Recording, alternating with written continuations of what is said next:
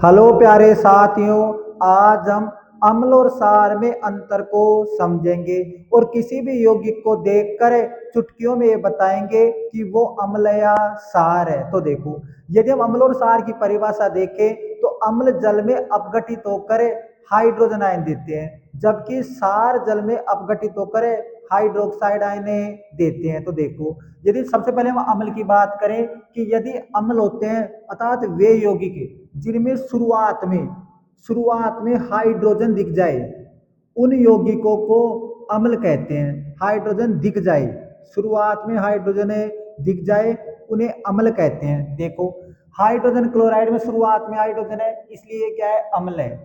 Hydrogen है bromide, hydrogen है fluoride, hydrogen है आयोडाइड, हाइड्रोजन है सल्फाइड, इन सभी यौगिकों में शुरुआत में हाइड्रोजन है, इसलिए ये सभी क्या है, अम्ल है। जैसे हाइड्रोजन है सल्फाइड, ये भी क्या है, अम्ल है। अब देखो, H2SO4 और H2SO3, यहाँ एक एक ऑक्सीजन की, यहाँ एक ऑक्सीजन ज्यादा है, यहाँ एक ऑक्सीजन कम है, तो इसको इसको तो कहते हैं सल्फ्यूरिक अम्ल। अंत में क्या जोड़ देते हैं, इक। और इसे कहते हैं, जब यहाँ एक ऑक्सीजन कम हो जाए, इसे कहते हैं सल्फ्यूरस, अस लगा दो अंत में, इसे कहते हैं सल्फ्यूरस अम्ल। ऐसे ही देखो, HNO3 कहते हैं नाइट्रिक अम्ल। नाइट्रिक अम्ल, यहाँ तीन ऑक्सीजन है, यदि एक ऑक्सीजन कम हो जाए इसे कहेंगे नाइट्रस अम्ल, अस लगा दो।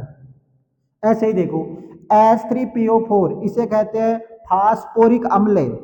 और यदि चार ऑक्सीजन, अब यहाँ तीन ऑक्सीजन हो जाए, अर्थात एक ऑक्सीजन कम हो जाए, तो अंत में क्या लगा दो, अस, इसे कहते हैं फास्फोरस अम्ल। इन सब में शुरुआत में हाइड्रोजन दिखाई देता है, इसलिए ये सभी यौगिक क्या है, अम्ल है। जैसे देखो, अब जब जल की बात करें तो जल अपवाद के रूप में काम आता है। जल होता है वो अम्ल भी होता है और सार की तरह भी व्यवहार करता है, ये सब कंडीशन पर निर्भर करता है। देखो, यदि हम जल के टुकड़े देखें तो जल का टुकड़ा होता है HOH, यहाँ H पर होता है प्लस और OH पर होता है माइनस। अब H प्लस तो अम्ल की तरह व्यवहार करता है और OH माइनस सार की तरह व्यवहार करता है, इसलिए जो जल है वो अम्ल और सार दोनों की तरह व्यवहार करता है। देखो आगे, अब देखें HClO3 क्लोरिक अम्ल, H2CO3 इसे कहते हैं कार्बोनिक अम्ल, और H3BO3 इसे कहते हैं बोरिक अम्ल। ये तीनों भी अम्ल की तरह ये व्यवहार करते हैं, क्योंकि इन तीनों में शुरुआत में हाइड्रोजन उपस्थित होता है। अब देखो, पहला नियम हो गया कि यदि शुरुआत में हाइड्रोजन उपस्थित हो तो उस यौगिक को अम्ल कहते हैं। अब देखो, यदि हम दूसरा नियम देखें कि यदि किसी यौगिक में कार्बोक्सिलिक अम्ल, COOH इसे कहते हैं कार्बोक्सिलिक अम्ल, ये समूह उपस्थित हो, कार्बोक्सिलिक समूह उपस्थित हो, तो वो यौगिक अम्ल होता है। देखो, इसे जैसे HCO3 इसे कहते हैं मैथेनोइक अम्ल, यहाँ COOH दिख गया इसलिए क्या है, अम्ल है, अर्थात कार्बोक्सिलिक अम्ल है, इसे कहते हैं मैथेनोइक अम्ल। CH3COOH कहते हैं एथेनोइक अम्ल। C2H5 और COOH को कहते हैं प्रोपेनोइक अम्ल। इसे कहते हैं C3H7 और COOH को कहते हैं ब्यूटेनोइक अम्ल। C4H9 COOH को कहते हैं पेंटेनोइक अम्ल।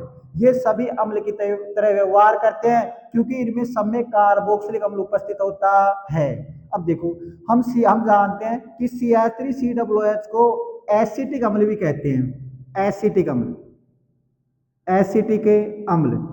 और यदि हम एसिटिक अम्ल का 3 से 4% विलयन ले ले तो उसे, उसका उपयोग हमें सिरका बनाने में करते हैं, और सिरके का उपयोग जो आचार होता है उसको परिरक्षक अर्थात उसको शुद्ध रखने के लिए किया जाता है। तो CH3COOH को कहते हैं एसिटिक अम्ल। ये सभी यदि कार्बोक्सिलिक अम्ल उपस्थित हो तो वो यौगिक क्या होता है, अम्ल होता है। अब देखो, अब तीसरा नियम देखें तो देखो, यदि नॉन मेटल अर्थात जो अधातु और अधातु का ऑक्साइड रूप में हो, ये अधातु ऑक्साइड रूप में हो,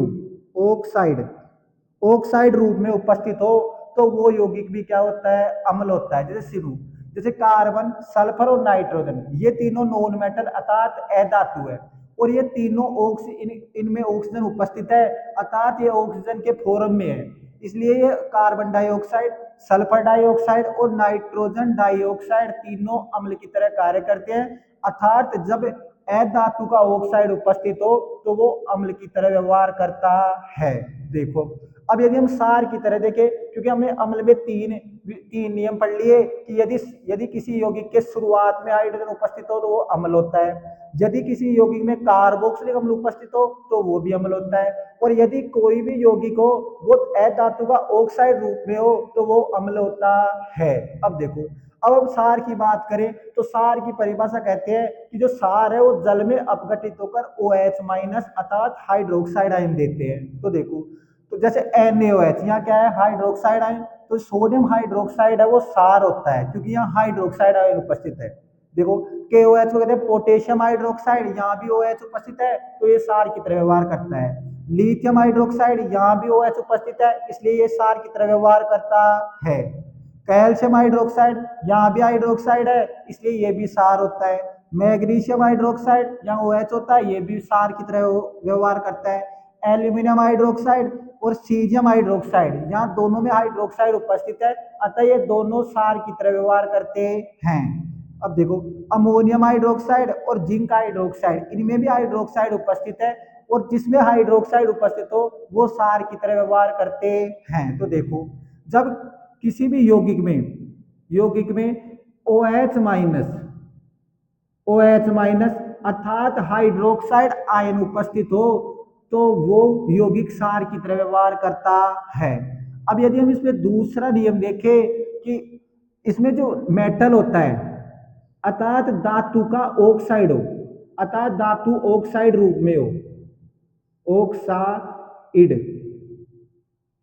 धातु का ऑक्साइड रूप में हो तो वो सार की तरह व्यवहार करते हैं। देखो, यहाँ मैग्नीशियम धातु है और यहाँ ऑक्सीजन इसके साथ जुड़ा हुआ है तो नाम हो गया मैग्नीशियम ऑक्साइड, तो ये हो गया सार। देखो, ये सब में धातु है और धातु का ऑक्साइड रूप में उपस्थित है इसलिए ये सभी सार की तरह व्यवहार करते हैं। अब देखो, इसको कहते हैं cuprous oxide, sodium oxide, chromium oxide, तो यहाँ भी ऑक्सीजन उपस्थित है और धातु जुड़ी हुई है तो ये तीनों भी क्या होते हैं, सार होते हैं। अब देखो, Fe2O को कहते हैं फेरिक ऑक्साइड, TiO2 कहते हैं टाइटेनियम ऑक्साइड, V2O3 कहते हैं वेनेडियम ऑक्साइड, Li2O को कहते हैं लिथियम ऑक्साइड। इन सब में धातु का ऑक्साइड रूप में उपस्थित है, धातु ऑक्साइड रूप में उपस्थित है अर्थात धातु के साथ ऑक्सीजन जुड़ी हुई है इसलिए ये सभी क्या होते हैं, सार होते हैं। तो अभी हमने सार के दो गुण पढ़ा कि यदि यौगिक में हाइड्रोक्साइड आयन उपस्थित हो, यदि यौगिक में हाइड्रोक्साइड आयन उपस्थित हो तो उसे सार कहते हैं। और दूसरा नियम हमने पढ़ा कि यदि धातु के साथ धातु का ऑक्साइड रूप हो अर्थात धातु के साथ ऑक्सीजन जुड़ी हुई हो तो वो यौगिक सार होती है। देखो, अब हम अम्ल में तो 3 नियम याद रख लेते हैं और सार में 2 नियम याद रख लेते हैं। यदि हम ये नियम याद रख लेंगे तो हम चुटकियों में ये बता सकते हैं कि कौन सा यौगिक अम्ल है और कौन सा यौगिक सार है। आशा करता हूं कि आप यौगिकों में अम्ल और सार को पहचानना सीख गए होंगे। अगर वीडियो अच्छा लगा तो प्लीज इसे लाइक, शेयर और सब्सक्राइब कर देना। धन्यवाद।